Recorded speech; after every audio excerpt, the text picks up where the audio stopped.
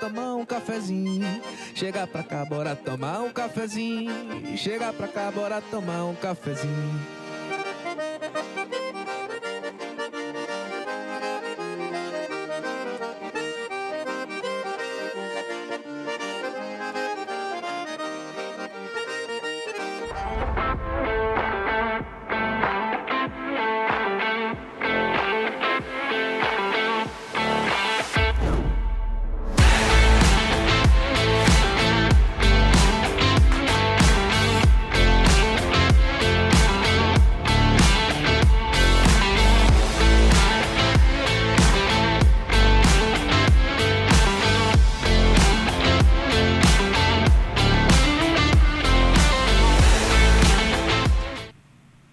Opa, e aí, tudo beleza? Estamos aqui no episódio 165 do Papo com Café e hoje eu estou trazendo aqui um amigo, um cara que eu admiro bastante, é o Pedro Henrique da Audita. Ele é diretor na Audita, essa empresa que é uma empresa que trabalha com a parte de contabilidade, auditoria de empresas, né?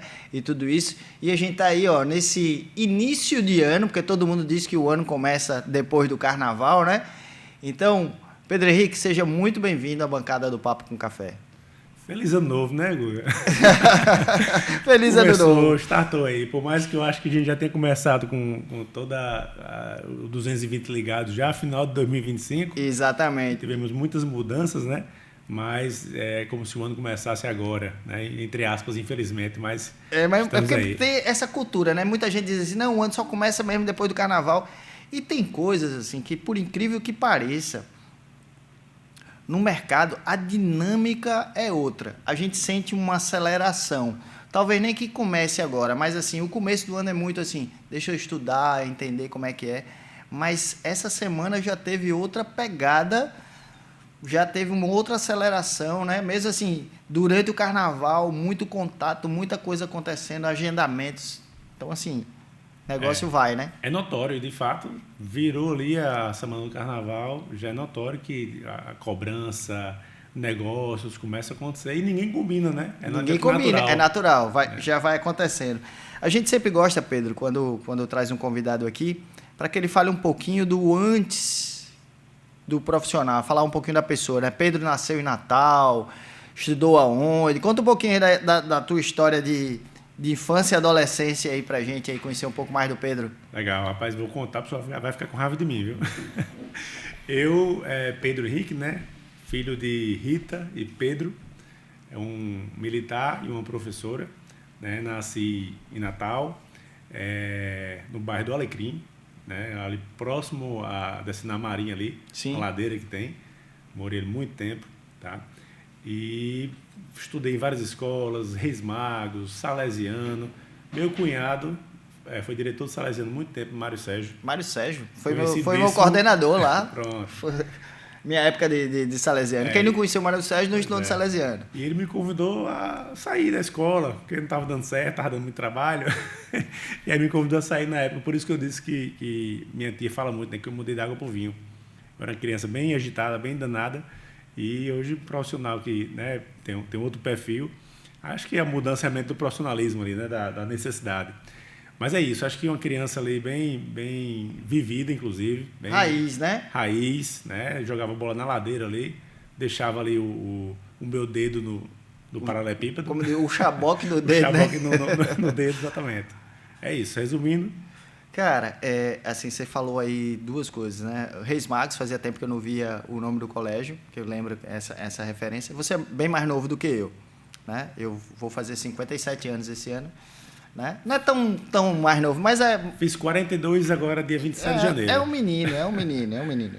Então, o que é 15 anos, hoje talvez não faça diferença, mas na época da adolescência, com certeza. Mas a gente teve a oportunidade de viver um outro Natal, né, Pedro? E você já tem filhos hoje, né? Quantos anos? Tem o João Gabriel com 16 e Ana Júlia com 9. Né? Então, assim, o João Gabriel, com certeza, não teve a oportunidade de viver essa coisa de estar na rua, de ter essa liberdade. Porque Natal sempre teve problemas, como qualquer cidade do mundo, mas não tinha uma violência, não tinha algo que os pais se preocupassem. Então, a gente tinha essa liberdade de estar na rua brincando. descendo a ladeira, Isso. né? Até os pais na calçada conversando com os vizinhos, né? E é uma pena, na verdade, que a gente que viveu isso, eu vivi isso de estar na rua, é uma pena hoje a criança estar trancada dentro de casa, no apartamento, mas eu tenho uma felicidade que eu moro num apartamento que tem uma galera boa lá da idade deles e consegue descer, brincar ali um pouquinho. Mas nada comparado ao que a gente viveu de fato ir para a rua, já tinha horário marcado, horário de subir. Então, tinha uma rixazinha da cidade com o Alecrim, né? Ali, como tinha na época das Rocas e os Xarias e... Como é que era? Tinha uma polêmica ali. Canguleiros e Xarias, né? Xarias da cidade e os canguleiros das Rocas e tudo, né? Mas existia essa disputa das escolas do centro da cidade com as escolas do Alecrim, na época dos Gernes, né? Era uma outra motivação. A gente não tinha celular para ficar o tempo todinho... Para nos atrapalhar, para então nos a gente atrapalhar, conseguir curtir a vida, né? Conseguir curtir a vida. Mas o bom é que essa geração que a gente viveu, ela criou relações fortes. Hoje é muito comum a gente encontrar amigos da época da escola, dirigindo empresas, né? ou filho de pessoas que têm empresas, que estão ali, que estão em plena atividade e que a gente fortalece por aquele círculo de amizade que a gente teve na infância. Isso é muito bacana, né? E quem passou pelo Salesiano, Marista, Escola Doméstica, tudo isso é muito mais fortalecido, né? Tem um Salesiano, não vou falar o nome, mas que eu recebi, virou cliente, quando ele chegou disse, você não estudou e tal? Eu estudei. Ele olhou para mim, a gente inclusive brigou na praça, em frente ao Salesiano. Ou seja, era raiz mesmo, né, Gustavo? Mas vamos pegar, então, essa mudança aí que sua tia disse. Você mudou da água para o vinho. Que foi esse clique aí da mudança do Pedro Traquina para o Pedro Audita, vamos dizer assim? Pois eu até hoje não sei exatamente o ponto certo. Eu tenho ali um período que teve essa mudança, né? Eu lembro que eu trabalhei no mestrado da UNP, eu era secretário do mestrado da UNP e já fazia o curso de contabilidade na universidade.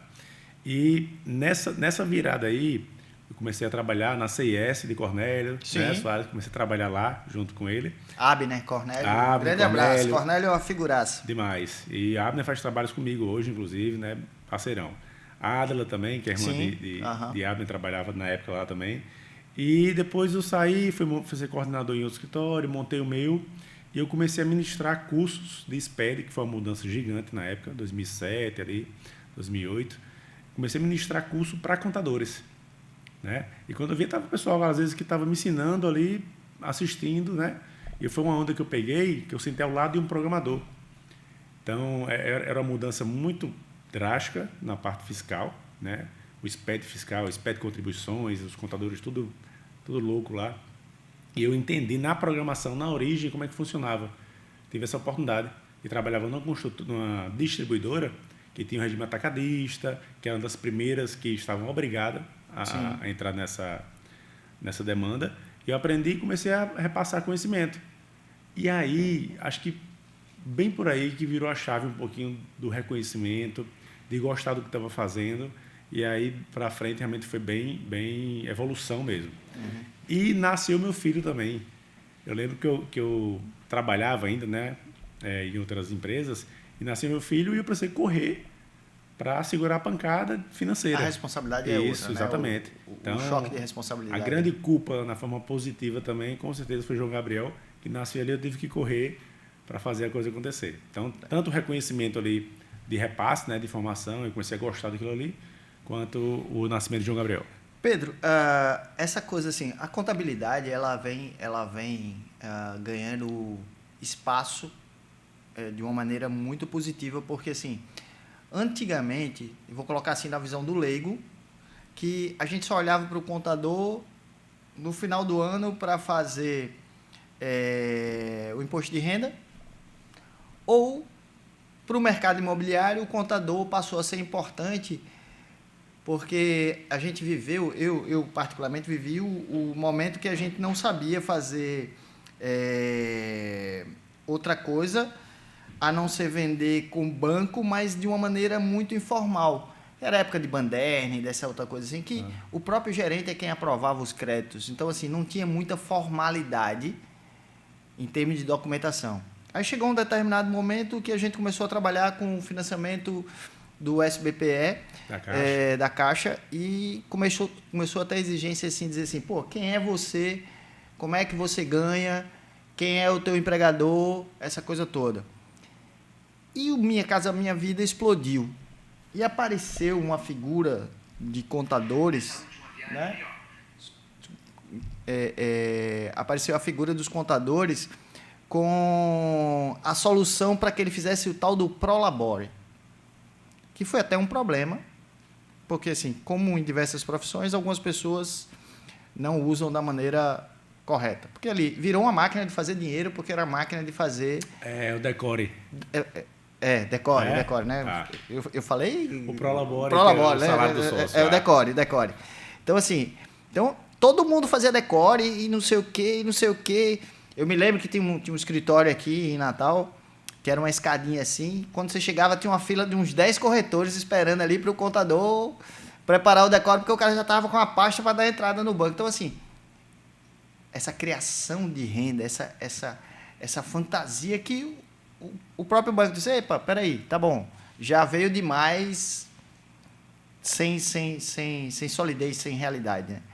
Aí o contador começou a ter uma valorização, né? Estou falando besteira ou você também viu que teve esse momento assim da gente ter essa explosão, porque ninguém olhava para o contador? Perfeito. Eu sou de uma geração mais próxima, mas acompanhei isso aí, tá, Gustavo? Eu vou voltar um pouquinho, que a contabilidade, quem entende, quem trabalha, ela consegue, são livros escritos, diversos livros, que ninguém lê, ou ninguém lia, né? Que agora só quando tem um problema. Só quando tem um problema. E agora o jogo virou. Agora o contador, eu até postei no Instagram esses dias, o contador que ainda não entendeu, que tem que estar na gestão do negócio junto com o empresário, ele não entendeu nada ainda. Até com a IA agora, com a tecnologia, o contador tem que estar na gestão do negócio.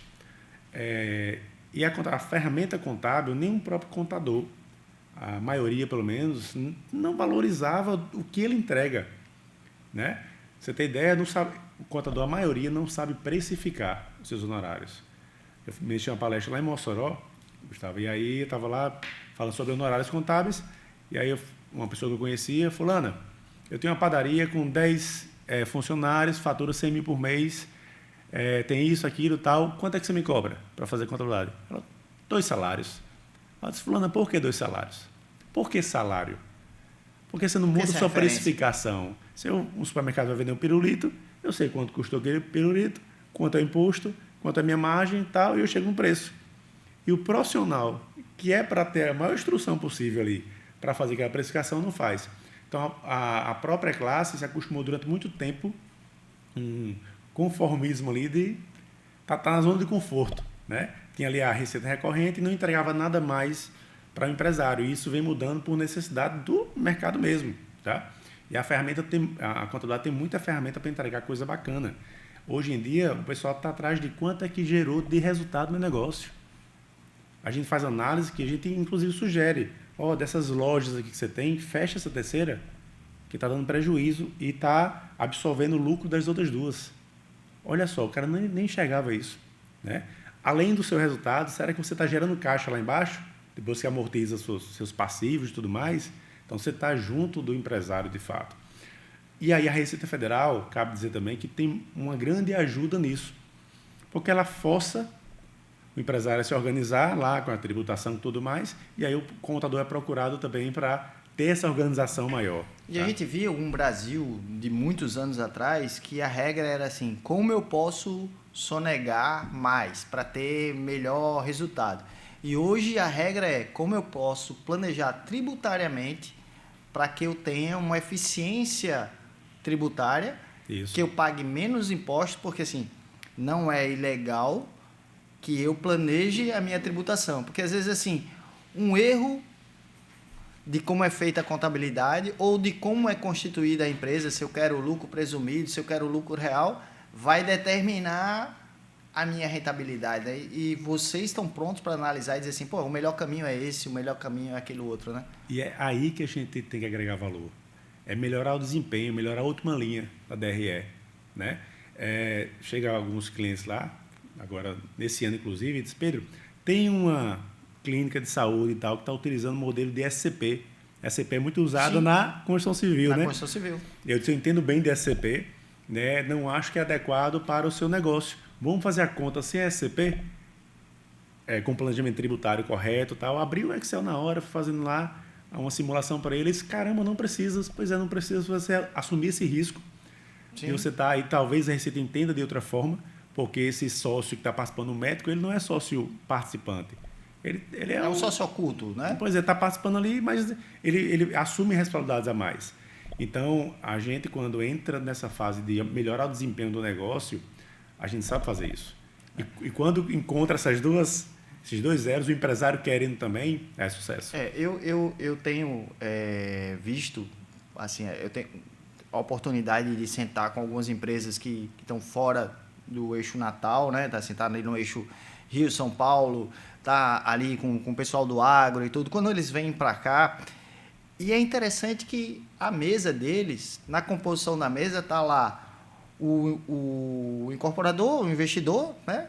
O CEO da empresa, tá lá o arquiteto dele, tá lá o contador dele, tá lá o advogado dele, né? Então, assim, eles participam de todos os momentos da definição do lançamento. E, às vezes, a gente ainda vê empresa aqui que o contador é o último a saber, né? Vem varrendo, né? Vem varrendo. Quando chega ali, você tá aqui, ó, vou lançar esse produto, é assim, a precificação foi essa. E o cara fez, pô, mas aí o terreno vai entrar como? Você vai pagar como? E aí tudo isso. E aí, essa continha, no final, dá negativa. Isso. Né? Porque faltou a expertise de dizer, ei, cara, ó. Quinta-feira eu fiz um parecer para um cara que está negociando comigo para ser cliente, de um rapaz, uma empresa que ganhou em primeiro lugar a licitação. E eu peguei os dados de quem ganhou a licitação em primeiro lugar. Quando eu fiz a conta que ele mesmo me forneceu, o negócio dá prejuízo. Ou seja, o ente público iria depois cancelar esse contrato, porque ele não ia conseguir honrar o serviço. Então, possivelmente fez a precificação dele lá para ganhar a licitação. Que não se preocupou. Não se preocupou. E a gente vê muito isso. E você falou uma questão aí que, assim, precificar é algo muito, muito complexo. Né? A gente tem uma operação com minha esposa na área da alimentação. E como é difícil precificar, né?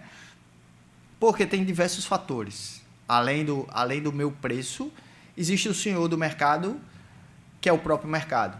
Né? Então, assim, se você precifica esse copo aqui e diz a ele que ele vai custar R$10, mas o mercado pode dizer que não paga R$10.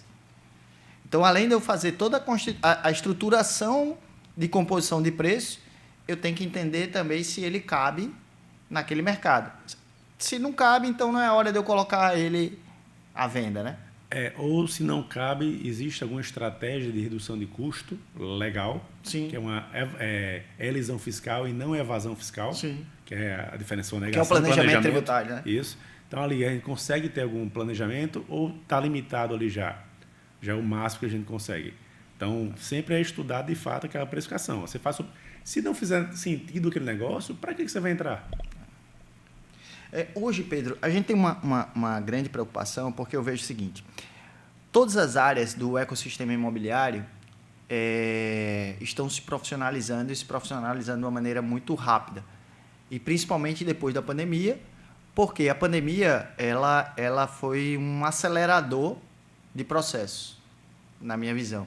Né? Tá certo. Coisas que iam acontecer daqui a 20 anos... Antecipou, porque assim, ou acontecia ou estava todo mundo perdido. Mas nós, corretores, eu não estou falando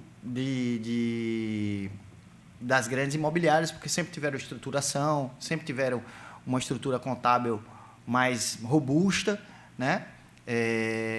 Mas o corretor, o pequeno, ele é muito mal assistido. Por quê? Primeiro, ele considera o serviço da contabilidade caro. O mal necessário ali, né? Muitas vezes a solução, eu vou falar com fulaninho, que é meu amigo, é caseiro e Meu tal. sobrinho. Meu sobrinho, né? Ou então vi aqui um curso no YouTube e eu sei fazer isso e sei fazer aquilo outro. E agora a gente vai viver um momento de reestruturação tributária, né? Que, assim, tá todo mundo assustado, porque, principalmente para o mercado imobiliário, para o corretor de imóveis, eu estou falando no corretor de imóveis, o autônomo e tudo isso. Então, assim, eu tenho notado que, estou me incluindo assim, nós estamos num mundo muito desamparado quanto a isso, né? A gente não está sabendo para onde vai. Aí a minha preocupação é assim, e amanhã vai estourar uma bomba com todo mundo junto? A gente estava falando de precificação agora. Agora é que nós vamos precisar entender o preço e o custo do negócio. Com a reforma tributária, que de fato começa agora em janeiro de 27, né? Começou agora em janeiro de 26, mas muito mais informativo. Muito mais a título de informação para a Receita Estadual, Federal, Municipal. Em janeiro de 27 começa um dos recolhimentos, que é o CBS. Sim. Tá? Que vai substituir ali, vamos falar, substituir o PIS e COFINS. E o imposto agora ele vai estar destacado. Tem muita gente falando besteira, inclusive, né? Eu preciso abrir uma empresa que passa crédito. O imposto ele vai ser destacado. Meu custo vai ser R$100. Aí eu vou adicionar o tributo. Você vai me pagar os R$100 mais o tributo e você vai se creditar desse tributo. Se eu não passo o crédito para você, você vai pagar só os R$100. Então, você pagar ou não, eu passar ou não o crédito para você, é questão de custo total. Porque você só está antecipando o imposto que você vai pagar depois. Se eu não passo o crédito para você, você vai pagar só cheio depois. Mas você não está pagando antes. Entendeu a lógica? Então vamos só parar aqui assim para fazer um entendimento. É como a gente tinha um crédito de ICMS, né? Esse é um assunto muito importante que eu acho que aqui a gente abre uma série, Pedro, quero contar contigo aí, a gente abre uma série e até propor ao Cresce que a gente consiga aí fazer um evento para que a gente consiga explanar isso de uma maneira interessante para todos os corretores, porque assim, isso influi diretamente. A gente está falando muitas vezes que numa conta básica que pode aumentar em 40% a despesa do corretor de imóveis. Não é que ele vai ganhar 40% menos, é que assim, o custo dele tributário pode ter uma carga 40% mais, né? Dependendo de algumas situações. Aí é como a gente fazia o ICMS, que vinha, por exemplo, eu comprava, vinha de São Paulo, chegava a nota ali, eu pagava antecipada. Antes de eu vender a mercadoria, eu pagava o ICMS, né? Isso. E aquilo ali ficava numa conta, um número lá no estado, na coletoria, que quando no final do período, do mês, eu fosse apurar, eu ia ver o que é que eu tinha de crédito lá de antecipação, pagava a diferença ou continuava com crédito. É isso? A lógica é a mesma, só que agora o ICMS não vai fazer parte de dentro do preço ali. Sim. Ele está destacado, que é o CBS e o IBS. Tá, então assim, R$100, se for 10%, R$10. R$110, só que é separado de fato. Então, certo. Você está pagando para mim R$100 e está pagando para o governo R$10. Tá, então o tomador do serviço, ele é corresponsável no pagamento, paga o tributo e paga o serviço. Isso, aí você vender por R$300. Aí ele é 10%. creditado de 10%. Aí você tem a pagar 30, não é verdade? Sim. Só que você já pagou 10. Então você recolhe só o 20. Só 20. Agora. Certo. Tá? Mas se você não pagou esses 10, se eu não sou um repasse regular, sou do Simples Nacional, por exemplo, você não vai pagar esses 10, por exemplo, tá? E você vai pagar os mesmos 30. Sim. Só que você não vai pagar antes. Então tem muita gente, inclusive o contador, dizendo, não, você tem que abrir uma empresa para passar crédito para o seu cliente. Não tem... Entendeu a lógica da financeira? Sim. O cara vai pagar a mesma coisa.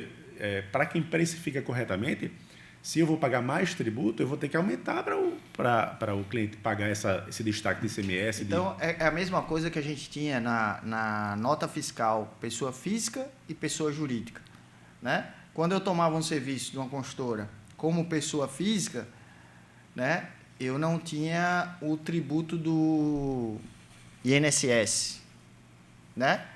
Quando você toma o serviço de uma pessoa física? Quando eu tomo de pessoa jurídica. Certo? Eu não tem Não isso. tem. Eu vou pagar o imposto de renda, né? o imposto retido na fonte, dependendo do valor da carga, eu vou pagar o ISS, vou pagar os tributos, PIS, COFINS, tudo isso. Mas quando eu passo uma nota de uma pessoa física, aí ela vai ter uma carga... Porque aí tem um encargo da pessoa física, do fins previdenciários, exatamente. Então, assim, então, a empresa, muitas vezes, diz assim, não, eu não posso tomar o serviço da pessoa física porque aumenta o meu encargo. Ou então, eu vou ter que pagar menos para poder compensar a despesa que eu não tinha na pessoa... Mas o recado principal para o pessoal que está assistindo eu já fiz até um scope de um trabalho, é uma implantação de 6 meses, porque se um empresário em janeiro não começar sabendo onde está pisando, muitos vai dar ali um resultado negativo sem nem saber, lá no seu EBITDA, no seu resultado. Então, a mensagem que eu passo aqui, Gustavo, é que se planeja com o seu contador, monta um escopo do serviço, é um trabalho realmente extra, separado, né? Mas monta um escopo do serviço para entender seus fornecedores, quem é do lucro presumido, quem é do lucro real, quem é do simples, como é que vai ser o pagamento desse tributo, principalmente em incorporação e construção civil. Imagina que eu vou construir uma casa, a quantidade de insumos que eu adquiro ali de mão de obra que não passa crédito, por exemplo, tá? Tijolo, cimento. Mas tem material que tem redução de imposto, tem material que não... Então, é uma composição da casa ali. Quanto é que vai me custar essa casa, quanto é que eu vou repassar, quanto é que vai me sobrar no final. Então, quem não entrar em 2027 com essa conta na mesa aqui, bem limpinha, ele está fadado, de fato, a se prejudicar. Vamos trazer aqui uma empresa muito bacana, Andrade Marinho, com privilégio de Ponta Negra, e depois a gente vai continuar, porque tem muitas perguntas aqui para a gente colocar na mesa. Solta aí, Arthur, para a gente, por favor, Andrade. Em Natal, existe um investimento que une solidez, visão de futuro e uma das vistas mais desejadas do Brasil. O Privilégio Ponta Negra Flat é um empreendimento pensado para quem busca rentabilidade, segurança e valorização real. Cada detalhe foi projetado para entregar conforto, modernidade e alto padrão, com a infraestrutura completa que atende o estilo de vida do turista e do investidor.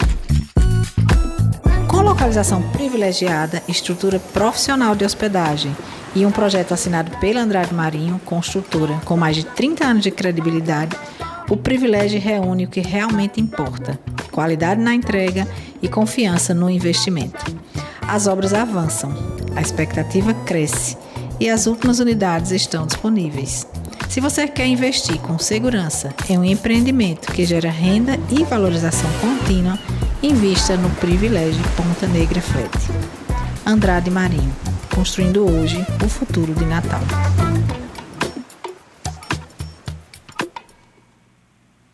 Privilégio Ponta Negra, esse empreendimento incrível lá na praia de Ponta Negra, da Andrade Marinho, entrega no próximo ano, em junho do próximo ano, uma excelente opção para investimento.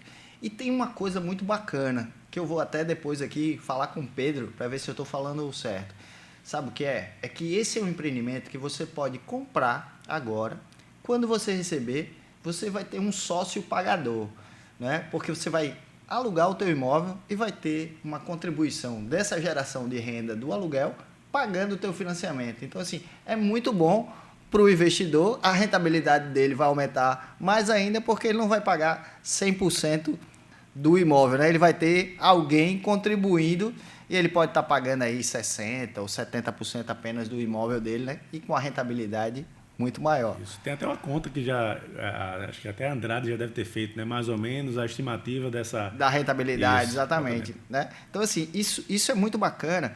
E, assim, e aproveitando esse gancho, tem alguns colegas que dizem assim, poxa, é um absurdo você comprar um imóvel num condomínio fechado de lotes que esteja ainda em obra, você não pode construir, você vai estar pagando isso, depois você vai pagar juros. Aí eu coloco muito claro no mercado. Se eu posso comprar à vista e tenho liquidez para isso, e não tenho outra necessidade de usar esse dinheiro, ou não sou uma pessoa que tem habilidade de mexer com dinheiro, pode ser um excelente negócio eu comprar à vista.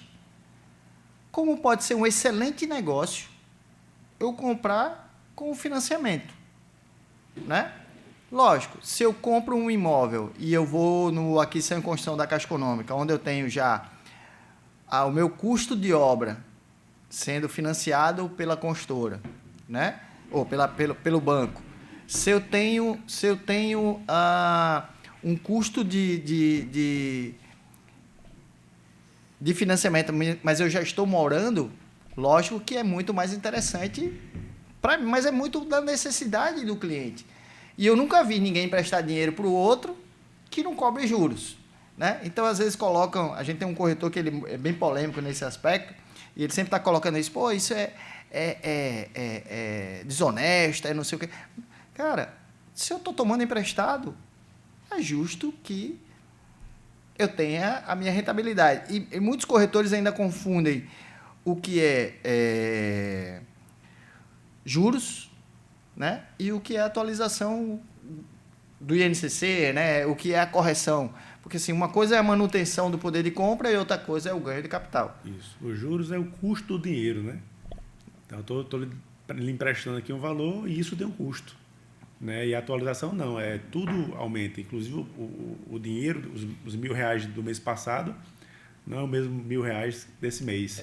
Eu digo muito que é a garantia de que o construtor vai te entregar o que está prometendo vender. Isso. Né? Se eu não corrigir, como é que eu vou te entregar essa caneta aqui se o insumo dela subiu? Ainda mais na incorporação, que eu passo 3 anos construindo, né? Com uma inflação aí de 5%, 6%, 7%, né? Então, imagina isso, justamente isso, a garantia. O cara não vai conseguir honrar, ele fez um preço, e aquilo vai estar muito mais caro daqui a 2, 3 anos. Agora, é lógico que a gente precisa ter esse cuidado de entender se a pessoa vai ter capacidade dentro da realidade dela hoje, porque assim, a gente não pode fazer previsibilidade real, né? A gente tem uma expectativa de variação de tudo isso, mas analisando hoje, eu fiz uma análise outro dia dos últimos 10 anos que, por exemplo, com a variação de INCC, ela sempre perdeu para a equiparação salarial, né? Então, assim, o poder de compra do salário sempre foi maior, fazendo a métrica dos últimos 10 anos, né? Então, assim, por que se assustar com isso? Sim. Pode ter um período que aperte um pouquinho mais, mas vai ter sempre a folga ali. Se eu não tenho dinheiro ali, né? Se eu não achei uma botija, então eu tenho que fazer um financiamentozinho, um parcelamento. Tem que pegar o recurso em algum lugar, né? Não adianta. Né? Não posso ficar... E você me fez lembrar agora, Gustavo, que uma dica muito importante para incorporadoras, né, que vendem a longo prazo, praticamente todas, a partir de 2033, ela já tem que colocar no contrato dela, porque eu imagino que vai vir a reforma tributária. Esse custo vai aumentar. Hoje em dia, não se paga ISS na venda de imóvel, sim, nem ICMS. O ICMS e ISS vai sair e vai vir chamado IBS. Isso. O IBS vai ser para tudo. Não importa se é imobiliário, se é um medicamento, o que é. Tá? Então, imagine que você vendeu um contrato em 2029. O contrato veio para Gustavo, um apartamento, você vai me pagar em 4 anos, 5 anos. E aí vai passar da fase de transição, da mudança. Lá em 33. A incorporadora vai pagar muito mais. Olha que prejuízo. Se ela não tiver no contrato dela e tiver isso acordado com o cliente, que quando existir a mudança, tem que ter uma recomposição. Uma equiparação disso aí. Isso me chama aqui a atenção, porque uma vez eu estava traçando um planejamento com uma empresa do Paraná, e no nível de detalhamento do estudo de viabilidade, ele colocava assim, eu vou ter aqui, no período de obra, 2 dissídios de salário. Eu vou ter tantos feriados. Eu digo, cara, o que é que isso tem a ver com a obra? Ele fez, espera aí, Maguinho, senta aqui do meu lado, vamos aqui comigo aqui, ver uma coisa aqui. Isso aqui encarece, já pensou, eu tenho uma obra com 1.000 homens trabalhando. Se eu aumento R$100 de salário de cada um, imagina o impacto na obra. Né? É a mesma coisa de você errar no orçamento, que sua porta era R$1.000 e você botou a porta por R$600. É R$400 em cada porta que você vai botar. Esse empresário, eu vou chutar aqui, é chute mesmo, ele deve estar entre 1,5% dos empresários que pensa na gestão de números. Isso. Né? E com certeza ele deve ter sucesso. Mas eu fiquei assim, impressionado com o nível de detalhamento que os caras vão buscar e que muitas vezes a gente faz a conta aqui no papel de padaria, né? Isso. E às vezes eu vejo alguns negócios acontecendo com alguns terreneiros, a gente vai flutuando em algumas coisas, mas uma coisa vai chamando para outra, né? O cara chega e diz assim, eu pago, vamos dizer que a média do mercado é 15% de permuta, certo? Aí o cara chega e diz, não, eu pago 18%, porque eu vou vender assim, assim, assim, assim. Aí o cliente, poxa, fecha com o cara. E não sai do papel. Por quê? Aquela conta não existe. Não dá para você fazer milagre no mercado imobiliário. A inteligência imobiliária hoje dá ferramentas extremamente importantes. E por isso que eu acho interessante a gente discutir contabilidade, porque ela é muito mais do que 1 mais 1 igual a 2 menos meio para dar 1,5. E aí eu vou até aproveitar a sua experiência, né? Nesse mesmo exemplo que você deu, se eu acho em São Miguel do Gostoso, no Preá, lá no Ceará, onde for, né?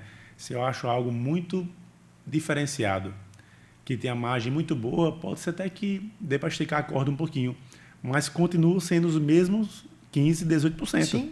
Sim. O valor vai ser maior também do repasse. O valor, né? O percentual é o mesmo, mas o valor, se a minha margem é maior, se o valor da unidade é maior, o meu repasse vai ser maior. Então, nada melhor do que colocar numa DREzinha antes de lançar e analisar a viabilidade daquele negócio. Aí vamos dizer o seguinte, hoje eu tenho uma incorporadora, identificamos um terreno, já temos na inteligência de mercado que ali tem uma tendência para tal produto, fizemos toda essa composição. E aí eu posso hoje em Natal chamar vocês, né? Audita, senta aqui com a gente agora para a gente fazer o planejamento financeiro do negócio. Pode ser feito dessa forma, assim? Deve ser feito, né?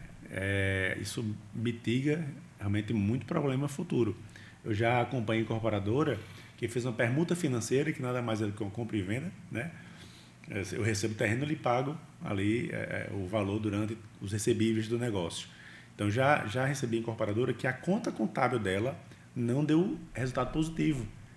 E o terreneiro entrou como sócio participante da SCP. Sim.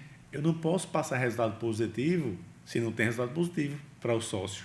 Sim. Olha que loucura, né? Então, a gente tem que pensar sempre a melhor forma, se a margem é muito apertada, em vez de um SCP, vamos fazer uma permuta pura e que ele venha com a PJ, porque ele vende isso muito mais barato depois, essa unidade imobiliária. Então, tem que ter muito cuidado. Não é só a viabilidade do negócio, como a viabilidade das partes também que estão envolvidas, tanto do terreneiro quanto da incorporadora.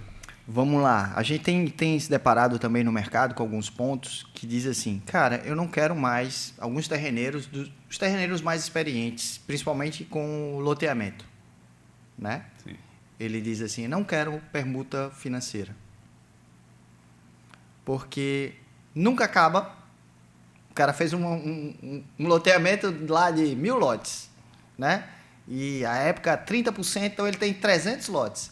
Aqueles lotes sempre voltam para a prateleira, aquele estoque de 30% dele na carteira. Então, aquela carteira nunca acaba. O distrato que acontece no loteamento, ele é muito grande. Às vezes 5 vezes roda o empreendimento. Já teve empreendimento que a gente já vendeu 5, 6 vezes o tamanho do empreendimento. E aí as empresas estão dizendo assim, poxa, eu quero permuta física, porque eu pego, resolvo e vendo.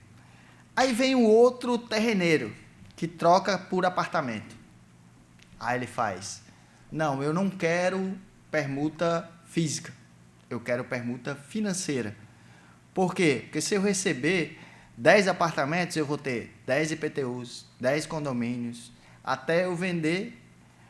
Aí um amigo meu fez, mas que coisa louca, os caras pensam diferentes, mas são produtos diferentes. E né? tem necessidades diferentes também, né?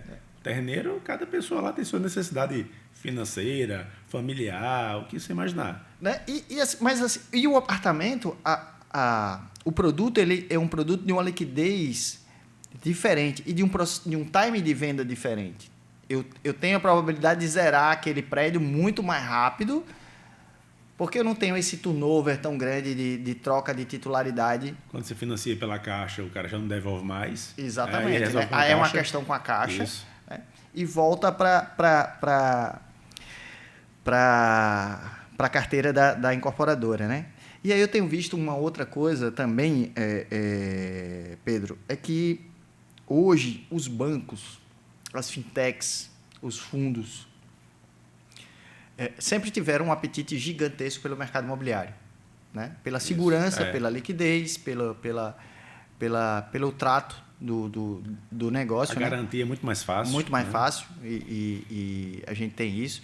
Mas eu ainda noto o incorporador potiguar ainda muito resistente a dividir o lucro, vou colocar dessa forma, né?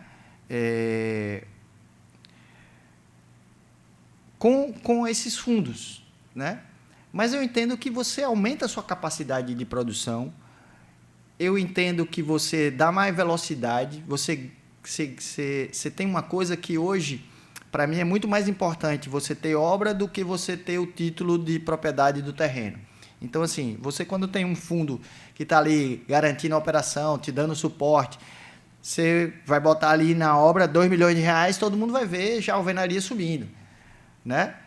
Enquanto você chegar e dizer assim, não, eu sou o dono do terreno, eu tenho aqui a escritura, isso não vai te ajudar a vender. Então, assim, eu vejo que ainda há uma resistência muito grande de operações dentro do nosso estado com fundos imobiliários. E quando tem essa resistência, geralmente você vê o incorporador sofrendo para entregar a obra, né, sem liquidez, e às vezes não quer dividir uma parte da fatia do negócio lá com o fundo. Como você bem disse, Alice, eu defendo muito essa tese, porque ele, além de injetar dinheiro, ele reduz o risco dele. Olha o risco com parte trabalhista de não conseguir honrar, de não conseguir entregar os imóveis, já recebeu o dinheiro, uma parte pelo menos. Então, quando você recebe do fundo, tudo bem, tem a garantia, ele pode entrar na sociedade, um SPE, mas ele está dividindo o risco com você também. Então, ganhar menos para ganhar mais. Né? Então, eu defendo essa tese para ganhar menos para ganhar mais. E acho que você sofre muito menos, o coração dura mais tempo, eu acho, sabe? E eu vi assim também isso até com a Caixa Econômica. Muita gente diz assim, não, o processo de fazer com Caixa Econômica é muito complexo, é não sei o quê.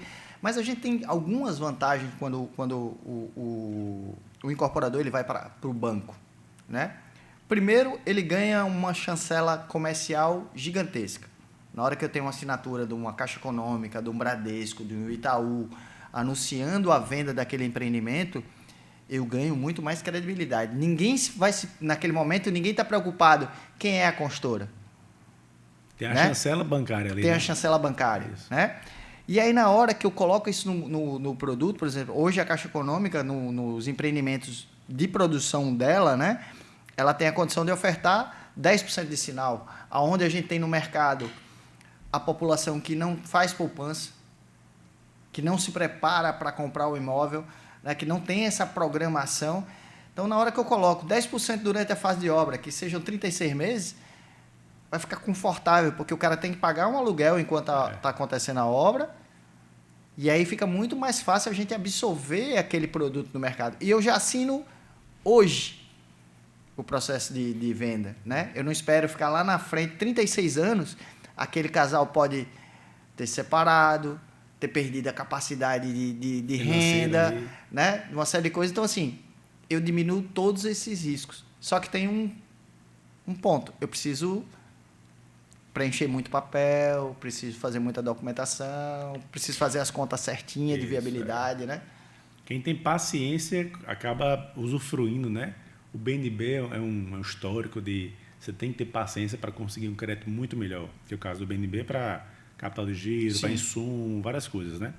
As grandes incorporadoras aqui de Natal, inclusive, as maiores, se você observar, tem a placazinha lá, seja do Bradesco, seja da Caixa, né? Então, ou seja, elas já entenderam o jogo. né? Que é muito melhor trabalhar com capital terceiro do que capital próprio. Eu estou dividindo o risco com alguém. Tá? Por mais que tenha meu aval ali. Sim. Tá? Mas eu estou dividindo, porque se eu não conseguir pagar, ele vai junto também ali. Né? Então, ele tem a garantia, tem tudo mais, está dividindo o risco. Tá? Então, quem entende esse jogo ali, facilita para vender. Né? Como você mesmo disse, é uma entrada facilitada, 10% diluída em 36 meses. O cara está com o caixa apertado, mas consegue honrar aquelas parcelas iniciais. Depois é a Caixa, o Bradesco, Santander, quem for. Eu até entendo que você tomar dinheiro para o banco, para usar dinheiro do banco para emprestado para tocar a obra, não é tão saudável, né? Porque assim, é um juros que você está pagando. Mas assim, nesse formato você vai ter os aportes do banco pelo contrato do adquirente. Né? Então, assim, isso engorda seu caixa e facilita o processo. Que é o caso da seguradizadora, né? Que ela justamente antecipa a sua obra ali e garante ali os recebíveis até que está a securitização, que é uma forma magnífica de se fazer negócios nessa área imobiliária. Pedro, aí eu voltando aí para o ponto da gente ter essa questão da contabilidade e tudo isso, né? As estruturas contábeis hoje, as estruturas dos escritórios, são, por exemplo, da Audita, né? É uma estrutura robusta, né? Não tem condição de atender todo o mercado, no sentido de um pequeno cliente, né? Um médio cliente. Você tem um nicho específico dentro do seu escritório para atuar isso. Mas para um corretor que diz assim, cara, eu vou precisar de um escritório de contabilidade e não cabe no meu tamanho ser um cliente da Audita. O que ele precisa se preocupar para dizer assim, poxa, o que é que meu contador tem que ter? Você dando uma dica assim, antes de você contratar, pensa nisso. Na primeira conversa, se o contador já passar para você, não faça parte contábil, que vai ficar mais barato para você. Eu já aconselho você nem continuar. Parte contábil, que é o balanço, é o que vai justificar o seu lastro, a sua organização na pessoa física. Né? Vai sair da pessoa jurídica para a pessoa física com muito lastro e organização, inclusive, possivelmente, com isenção dos lucros, que está sendo tributado a partir de 50 mil, quando passa para a pessoa física, né? Mas fazendo uma estruturação direitinho, vai sair ali sem tributação. Então, sempre que procurar um contador, procure que a parte contábil, o balanço, independente do tamanho da empresa, seja feito ali de forma atualizada, para você ter lastro do seu negócio, que é assim, o corretor ele não vai se ligar muito na empresa dele, mas que tem a mínima organização e que sabe o quanto está sobrando ali para repassar para a pessoa física. Porque se você não tem essa organização, você pode ser penalizado, o corretor pode ser penalizado, caso não tenha balança, em pagar muito mais, porque você não tem balanço, a Receita, você não demonstrou o seu lucro. Então, tudo que repassou para você, vamos tributar aí 27,5% na pessoa física. Olha que loucura. Então. Hoje, falta braço para a Receita fazer isso. Tá? Mas se ela apertar um botãozinho, aperta o botão, explode o mundo. Sim. Né? Informação ela tem. O que ela não tem, de fato, é porque precisa de auditor para autuar e tudo mais. Né? Hoje em dia precisa do ser humano ainda. O processo ainda isso. não... Mas a gente caminha para isso. Caminha para isso. Apesar que a tecnologia está avançando, ela pode apertar o botãozinho para notificar. Mas quando vem o retorno de várias empresas no Brasil, não vai ter condição da pessoa, do ser humano auditor, responder a todo mundo. Uhum. E eles fazem a conta também de custo-benefício. Né?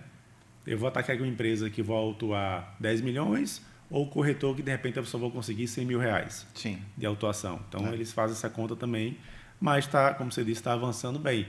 Então, pode chegar um momento que esse caldo engrosse.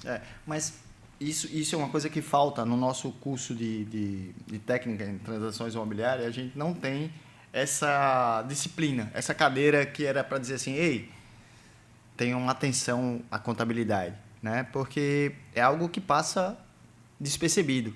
A matemática financeira do mercado imobiliário, ela podia abranger essa linha, até porque a gente também está ali fazendo composição de renda com o cliente, a gente está fazendo uma pré-análise em relação a isso, está entendendo ali. Muitas vezes o cliente chega para a gente, ele tem toda a capacidade, mas a gente tem hoje uma dor muito grande no mercado imobiliário que chama-se custo de condomínio, taxa condominial. né? Que é um problema hoje gravíssimo. Isso. Né?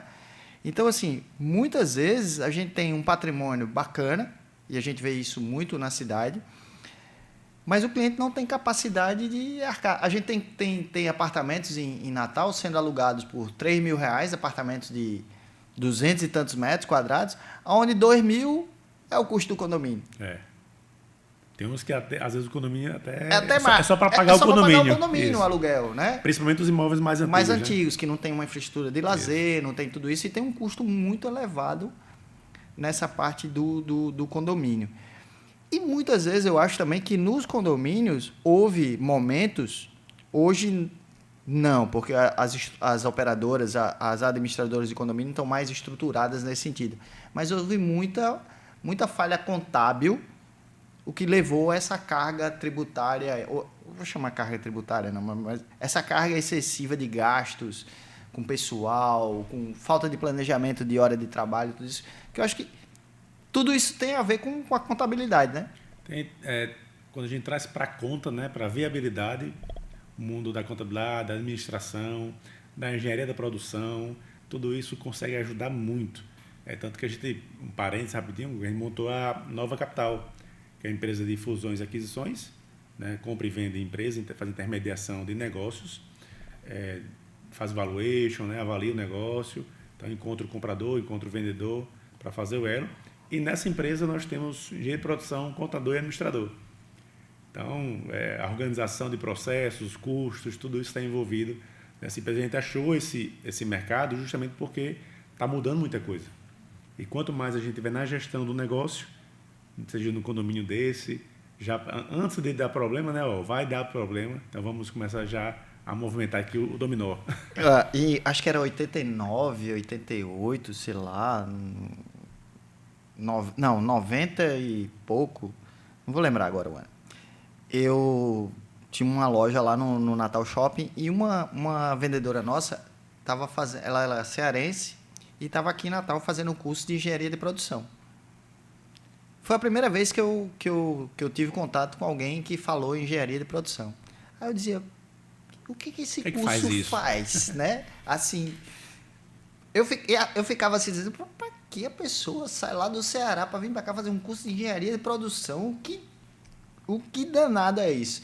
E hoje eu entendo que é uma das profissões mais importantes num processo hoje de uma empresa, né?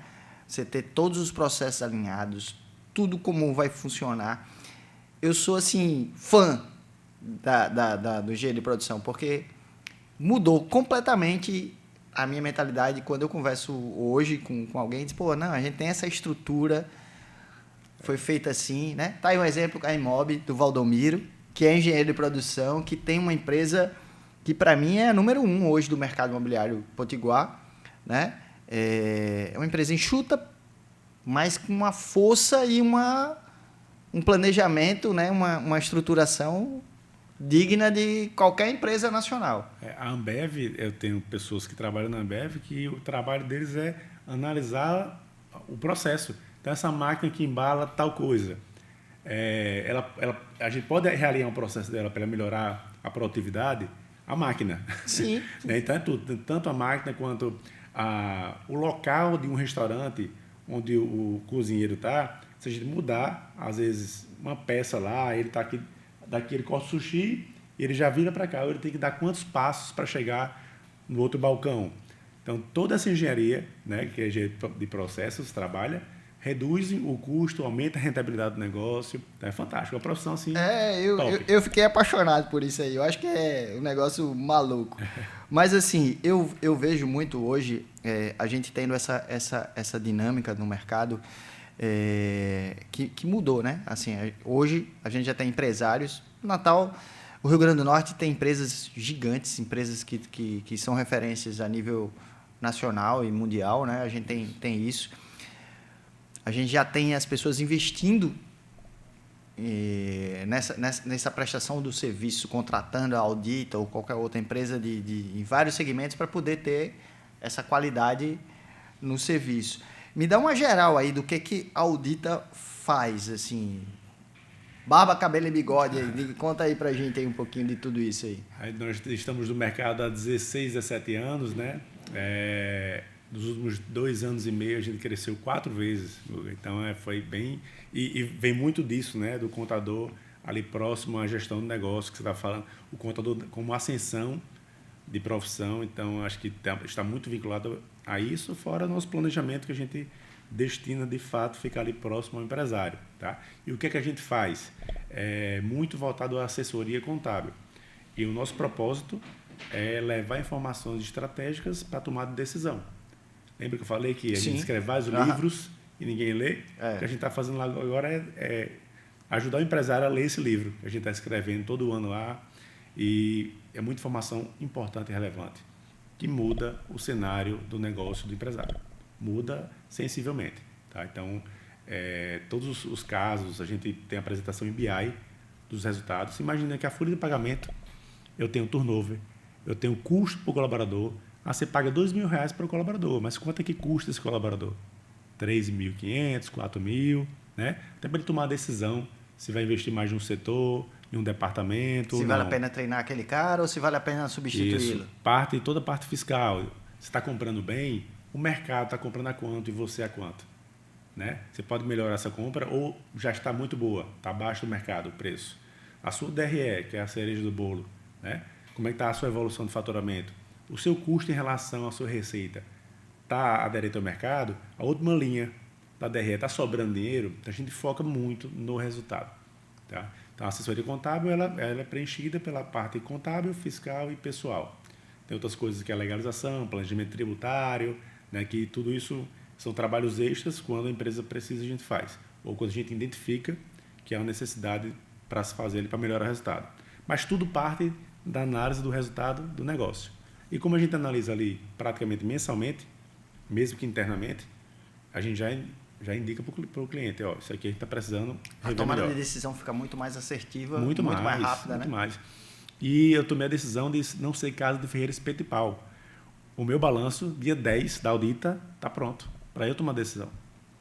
Cara, isso é muito bom. Rapaz, a gente vai falando aqui, ó, nosso tempo voa, né? Chegamos aí a hora da pergunta do milhão, né? 1 horinha quase aí. O papo é rápido aqui, é bom e vai dinâmico. E fica o propósito da gente realmente provocar junto ao Cresce um bate-papo assim de maneira informal. Você tem uma didática muito bacana, simples da gente absorver, né, galera? O pessoal aí vai comentar com a gente aí depois aí sobre essa dinâmica. Principalmente com a reforma tributária, o pessoal tem que correr para poder entrar em 2027 sabendo aí o que vai fazer. Né? Porque... Mas eu não posso deixar de falar com você aqui também sobre essa questão que está aí todo mundo assustado com essa coisa do aluguel.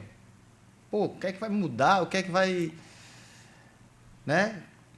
Todo mundo assustadíssimo assim, com essa coisa. Poxa, eu vou pagar 40%, 30 tantos por cento, eu vou pagar não sei o que mais, eu vou pagar...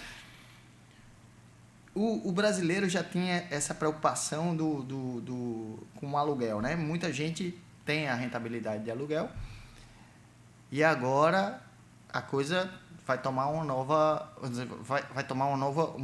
modelagem, né? Vamos ter aí uma coisa muito mais controlada. Até porque os imóveis vão ganhar o seu CPF, né? Vamos dizer assim, vão ter essa... No primeiro momento, eu entendo até que vai existir ainda grande formalidade, até porque demora para que todo mundo absorva, né? Eu não sei se já chegou informação para você, Gustavo, mas a pessoa física poderá ser contribuinte de IBS-CBS também. Sim. Então, se dependendo da faixa do faturamento e da quantidade de imóveis também, tanto na venda quanto na locação, ela poderá contribuir também com o IBS-CBS, que não tem a alíquota definida ainda, mas a estimativa é que seja 28%. Vai dar 50%. Isso. Lógico que aquela regrinha que eu falei, eu alugo por R$5.000 meu imóvel, mais impostos. Eu atendo o cliente alemão. Quem vai pagar a conta? Sempre vai ser o consumidor. Porque o imposto é uma reforma do consumo. Mas tem uma coisa que assim, eu não posso levar esse imóvel que é 5 para 8.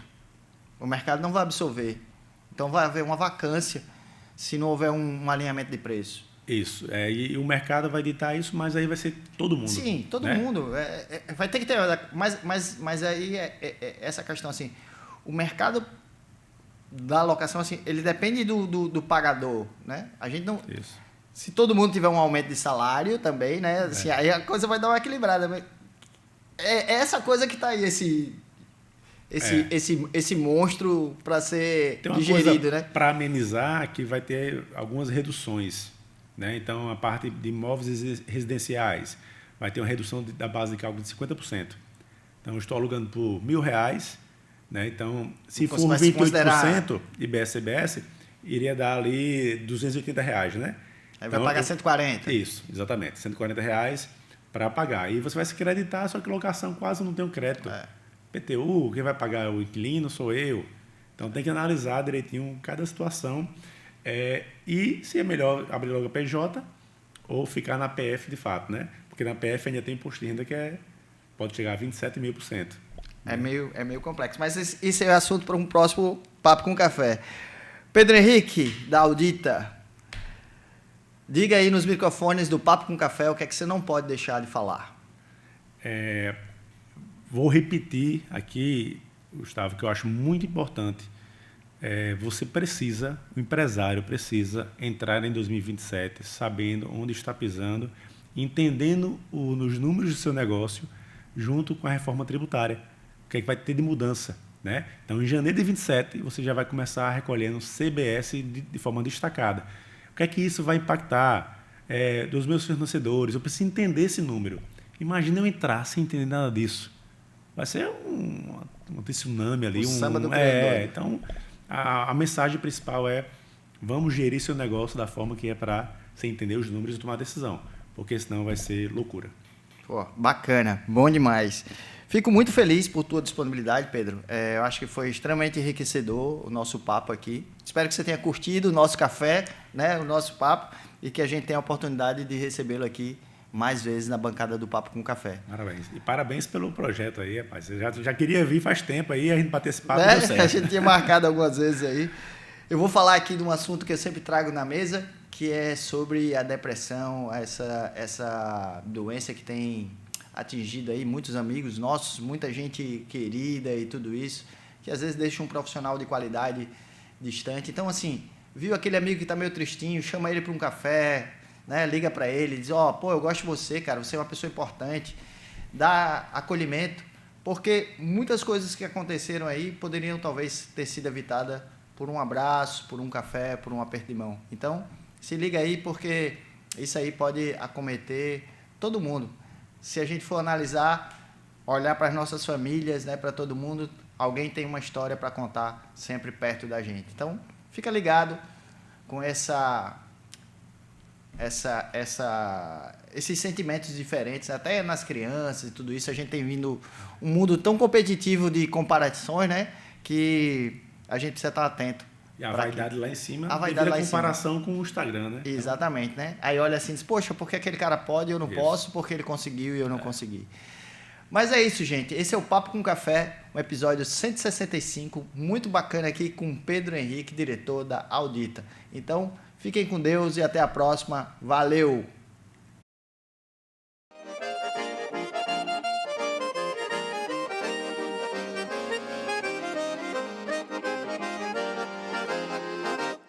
Chega pra cá, bora tomar um cafezinho. Chega pra cá, bora tomar um cafezinho. Chega pra cá, bora tomar um cafezinho.